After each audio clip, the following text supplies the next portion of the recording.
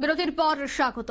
100 দিনের কাজের বরাদ্দ করতে এবার কেন্দ্রকে চাপ সংঘ পরিবারের। গ্রামীণ অর্থনীতি বাঁচাতে বরাদ্দ বৃদ্ধি করুক অর্থমন্ত্রক, বরাদ্দ বাড়ালে ঘুরে দাঁড়াবে ভারতের গ্রামীণ অর্থনীতি মনে করছে সংঘ পরিবার।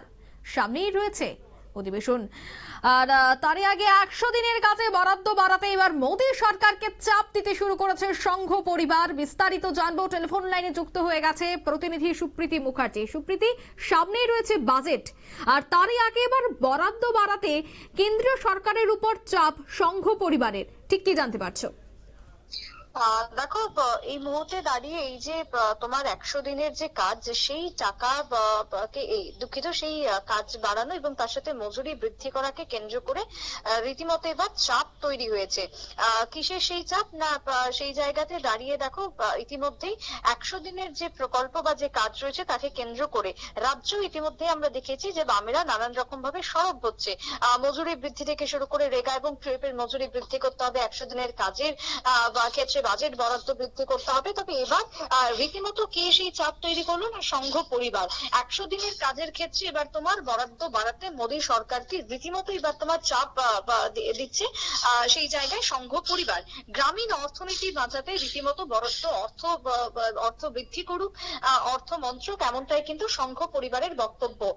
সুতরাং সেই জায়গাতে দাঁড়িয়ে যদি বরাদ্দ বৃদ্ধিও করা হয় তাহলে গ্রামীণ অর্থনীতি অনেকটাই চাঙ্গা হবে এবং গ্রামীণ অর্থনীতিতে যদি পয়সা আসে, যদি হাতে যদি অর্থ আসে, তাহলে সেই জায়গাতে দাঁড়িয়ে তোমার যেটা লক্ষ্য করা যাবে তা হচ্ছে তোমার দেশ আগে বাড়বে। একটা ক্ষেত্রে দাঁড়িয়ে যদি তোমার দেশকে আগে এগিয়ে নিয়ে যেতে হয় তাহলে প্রথমত তোমার গ্রামকে উন্নত করতে হবে, গ্রামীণ অর্থনীতিকে তোমার চাঙ্গা করতে হবে, তবেই একটা দেশ এবং একটা শহর বা একটা রাজ্য আমরা যাই বলি না কেন তার উন্নয়ন সম্ভব, নতুবা নয়। তাই সেই জায়গাতে দাঁড়িয়ে তোমার এই 100 দিনের কাজকে এবার হাতিয়ার করতে চাইছে সংঘ পরিবার। তবে সংঘের এই যে বক্তব্য, সংঘের বক্তব্যকে কেন্দ্র করে কিন্তু ইতিমধ্যেই তোমার শুরু হয়ে গেছে রাজনৈতিক ভাবে একের পর এক প্রশ্ন। কারণ এই বক্তব্য যদি বিরোধীদের ক্ষেত্রে হতো তাহলে সেক্ষেত্রে দাঁড়িয়ে হয়তো এটাকে নিয়ে খুব একটা তোমার কেউ পাত্তা দিত না, কারণ বিরোধীরা সবসময় সরকারের তোমার বিভিন্ন রকমের যে ইস্যু, সেই ইস্যুকে হাতিয়ার করার চেষ্টা করে। কিন্তু আজকের দিনে দাঁড়িয়ে যে বক্তব্য উঠে এসেছে সেটা কিন্তু কোনো বিরোধী পক্ষের নয়, সেটা খোদ একেবারে সংঘের এবং সংঘ প্রধান মানেই আমরা জানি যে মোহন ভাগবত, এবং তার যে তোমার দল রয়েছে, তার যে সংঘ রয়েছে, সেই স্বয়ংসেবক সংঘের পক্ষ থেকে যখন এই মন্তব্য বা বক্তব্য উঠে আসছে তখন কিন্তু তার রীতিমতো যে মোদী সরকার, সেই মোদী সরকারকে একটা তোমার চাপে রাখবে খুব স্বাভাবিকভাবে।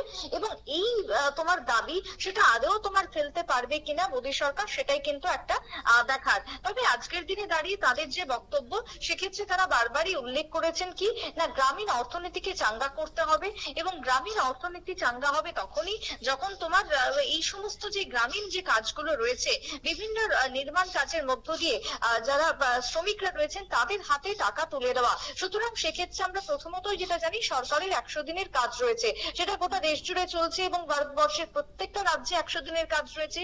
আর এই 100 দিনের কাজে মজুরি বৃদ্ধি করা হোক এবং তার সাথে তোমার বরাদ্দ বৃদ্ধি করে, অর্থাৎ 100 দিনের জায়গায় সেই কাজকে আরো বৃদ্ধি করা হোক, তবেই তোমার মানুষের হাতে পয়সা গিয়ে পৌঁছাবে, তবেই সেই টাকা কিন্তু মার্কেটে ঘুরতে সুবিধা হবে।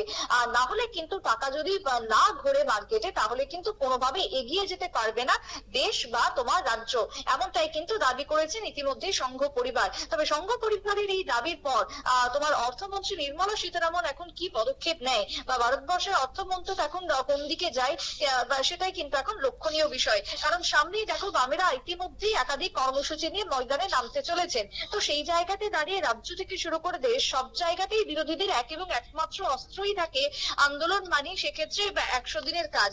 আর এই 100 দিনের কাজকে কেন্দ্র করে যখন এবার সংঘ পরিবার সুর চড়িয়েছে, তখন সেই জায়গাতে দাঁড়িয়ে তোমার এদিকে এখন কেন্দ্র কি পদক্ষেপ নেয়, অদূর ভবিষ্যতে কোনো বরাদ্দ বৃদ্ধির দিকে ঝুঁকে কিনা কেন্দ্র, সেটাই কিন্তু এখন লক্ষণীয় বিষয় হয়ে দাঁড়াচ্ছে। অঙ্কিতা, ধন্যবাদ সুপ্রীতি। অর্থাৎ গ্রামীণ অর্থনীতি চাঙ্গা করতে হবে। গ্রামীণ অর্থনীতি চাঙ্গা হলে দেশের অর্থনীতি ঘুরে দাঁড়াবে, সেই দাবি বা সেই মতে বিশ্বাসী সংঘ পরিবার। তাই কেন্দ্রের উপর চাপ সৃষ্টি করা হচ্ছে যেন এবার মজুরি বৃদ্ধি এবং 100 দিনের কাজ বরাদ্দ করা হয়, গ্রামীণ অর্থনীতি যেন চাঙ্গা হয়, সেই বিষয়টার দিকে যেন জোর দেয় কেন্দ্র সরকার। তার জন্যই কিন্তু সংঘ পরিবার থেকে বারবার চাপ দেওয়া হচ্ছে কেন্দ্রকে। নিয়ে নিচ্ছে এই মুহূর্তে ছোট্ট একটি বিজ্ঞাপন বিরতি, সঙ্গে থাকুন।